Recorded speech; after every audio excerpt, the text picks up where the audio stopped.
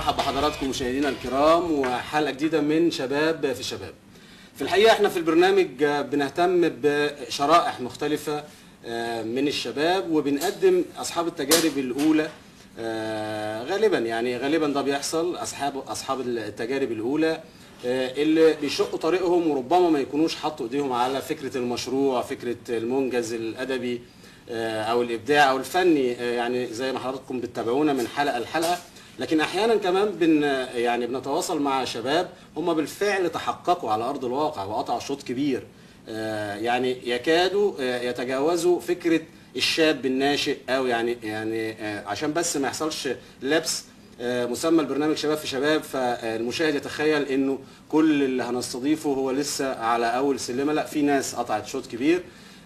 زي ضيف النهارده هنتعرف عليه دلوقتي، هو روائي وكاتب للمقال السياسي على عديد من المواقع الإلكترونية، حاصل على ماجستير إدارة الأعمال، بيشتغل في نفس التخصص ويعد خبير يعني من الشباب في نفس المجال. جذوره من الغربية، من المحلة الكبرى، وإن كان مقيم وبشكل دائم في القاهرة. متواصل طبعا مع الصحف الأدبية بحكم انه روائي وكاتب، وصدر لي من فتره ذئاب واسود وقمر واحد، دي روايه. كمان الروايه النهارده ان شاء الله موضوعنا طير ومطر، هنتكلم عنها باستفاضه، لكن كمان هنتكلم عن موضوعات شريف الغريني قطع مشوار مش بس في الكتابه لكن في الرؤية الاقتصادية، الرؤية التجارية، واللي انعكست داخل أعماله الروائية. أستاذ شريف، أهلا بيك. شريف الغريني، ازاي الحال؟ أهلا وسهلا. الحمد لله على السلامة. الله يسلمك. طبعا أنت الرواية أنت اتأخرت شوية في إصدار العمل الأول مثلا بالمقارنة للمشوار الأدبي على بعضه. يعني مثلا طير ومطر 2009 اللي قبلها 2008 الاثنين. حد يتوقع ان انت تكون مفترض ان انت تكون بدأت قبلها بشويه تصدر او تنشر اعمالك. هو ايه كانت الملابسات ساعتها؟ فكره الكتابه موجوده عندي من زمان، لكن فكره النشر هي اللي اتاخرت. يعني الكتابه كانت موجوده، بس انا من الناس اللي بتفكر دايما انه الاجتراء على امساك القلم والنشر مسؤوليه كبيره، خاصه ان انا من المتاثرين بالقدماء اللي هم الادب القديم، طه حسين، العقاد، الناس ديات الكبار دول هم اساتذتنا، فاحنا كنا دايما بنحط نفسنا في مقارنه مع دول.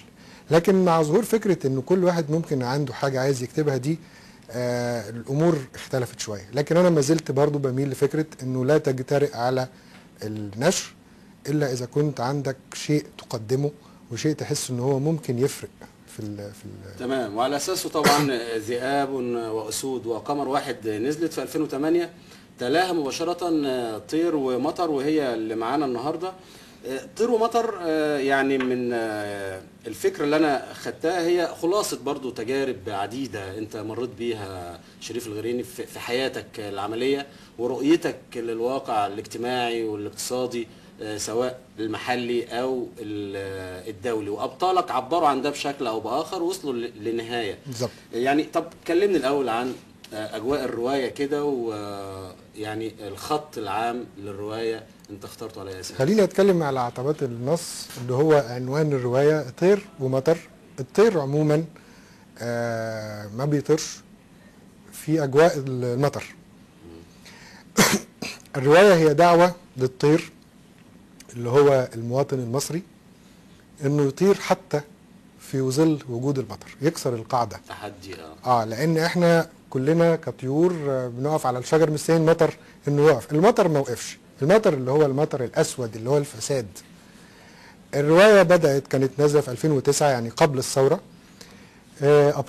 بطلها اللي هو جهاد، اللي هو المواطن المصري العادي، الشاب المصري العادي اللي بيتعرض لكل ما يتعرض اليه المواطن. انت سميته جهاد كمان. بالظبط، كانت فيها رمزيه.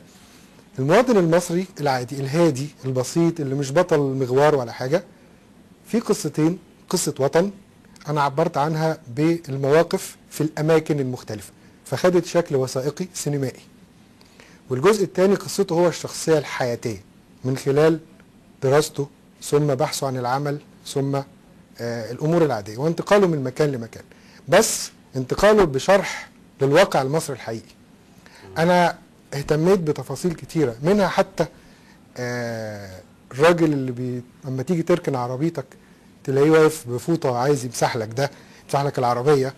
المقابر، الناس اللي بتتلم حواليك، الفساد اللي في التعليم، الفساد اللي في الصحافه، الفساد اللي في كل الاماكن.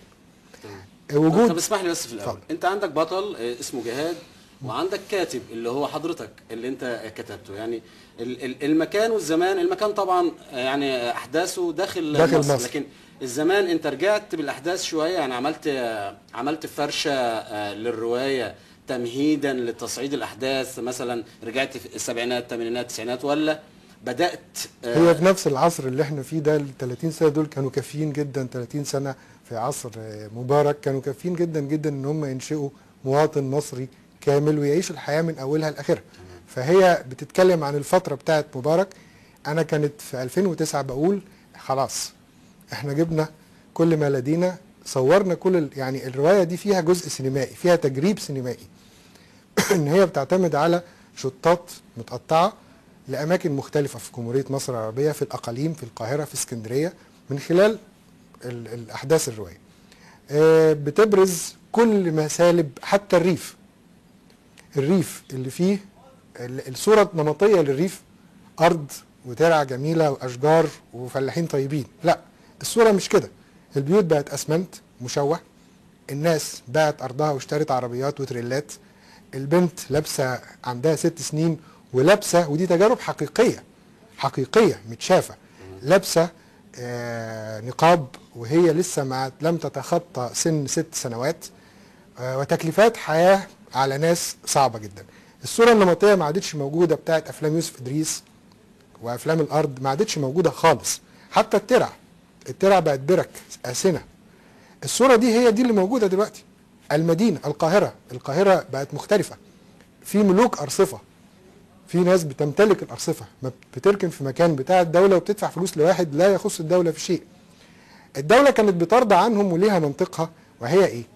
ان انا الراجل ده ما انا مش لاقي له شغل فخليه يستفيد